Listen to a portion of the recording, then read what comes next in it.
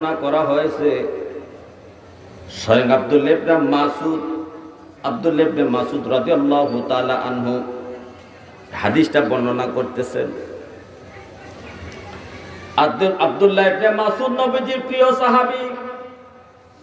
আবু বকর, ওমর, ওসমান, আলী, আবু হুরায়রা, আব্দুল্লাহ ইবনে আব্বাস, আব্দুল্লাহ ইবনে ওমর থেকে শুরু করে গণ্যমান্য আলেম শ্রেণীর সবচেয়ে বড় আলেম শ্রেণীর যে সাহাবাই কেরাম ছিলেন, এর মধ্যে একজন হলো আব্দুল্লাহ ইবনে মাসউদ।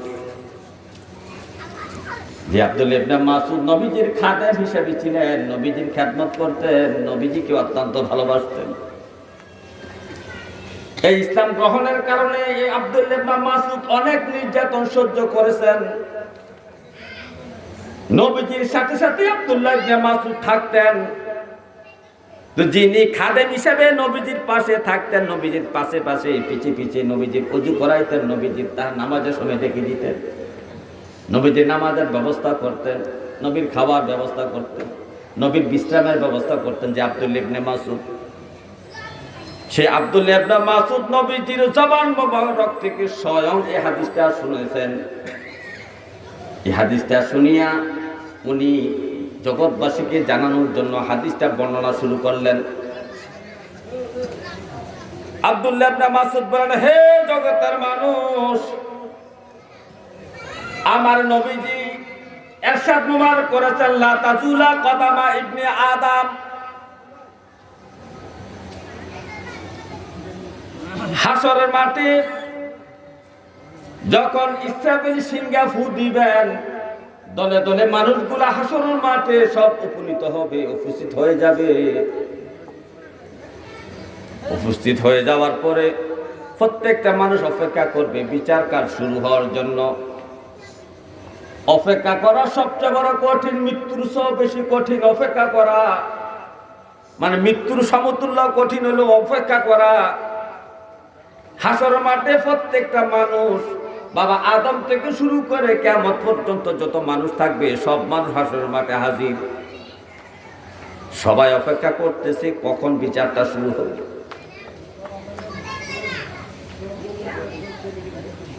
আর বিচারটা শুরু হওয়ার আগে আল্লাহ তাআলার যে জালালিয়াত, আল্লাহর যে জালালিয়াত যে প্রকাশটা করবেন, আল্লাহ তাআলা খুব রাগান্বিত থাকবেন। নবীজি বলছেন, আল্লাহ এত রাগান্বিত থাকবেন, এত রাগান্বিত থাকবেন যে আল্লাহর সামনে কোনো আম্বিয়ে কেরাম কথা বলার সাহসও থাকবে না, সবাই ভয় পাবে। হে আমার ভাইও, এমত অবস্থায় সবগুলো মানুষ বাবা আদমের কাছে হাজির হবে। আপনি আমাদের আব্বা, আপনি আমাদের বিচার কাজটা শুরু করার জন্য আল্লাহকে আবদার সুপারিশ করেন আল্লাহর কাছে। বাবা আদম থেকে শুরু করে ক্রমান্বয়ে প্রত্যেকটা নবীর কাছে যাওয়ার পরে কেউ রাজি হবে না আল্লাহর কাছে এই কথাটা বলার জন্য যে বিচার কাজটা শুরু করে। প্রত্যেকটা মানুষ ইব্রাহিম নবীর কাছে যাবে, মুসা নবীর কাছে যাবে, ঈসা আলাইহিস সালামের কাছে যাবে।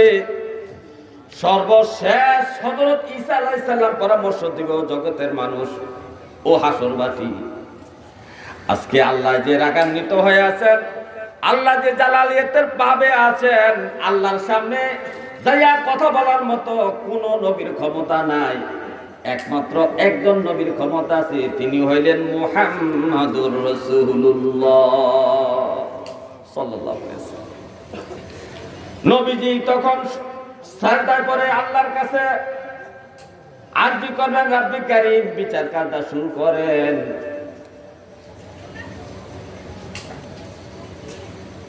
তখন আল্লাহ তাআলা বলবেন, হাবিব মাথা উত্তোলন করুন, আপনি যাকে শাফায়াত করবেন তার শাফায়াত আমি গ্রহণ করব। তখন বিচার কাজ শুরু হয়ে যাবে।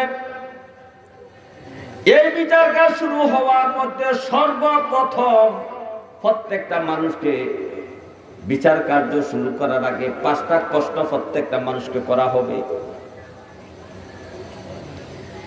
এই 5টা প্রশ্নের মধ্যে 1 নাম্বার প্রশ্ন হলো, উমুরিহি ফিমা আফনাহু, ওরে আমার বান্দা, তুমি জন্ম থেকে মৃত্যু পর্যন্ত 60 বছর, 70 বছর, 65 বছর, 50 বছর, 40 বছর হায়াত পেয়েছো। তোমার জন্ম থেকে মৃত্যু পর্যন্ত যেটুকু হায়াত তুমি পেয়েছো, সেই হায়াতের হিসাব দাও।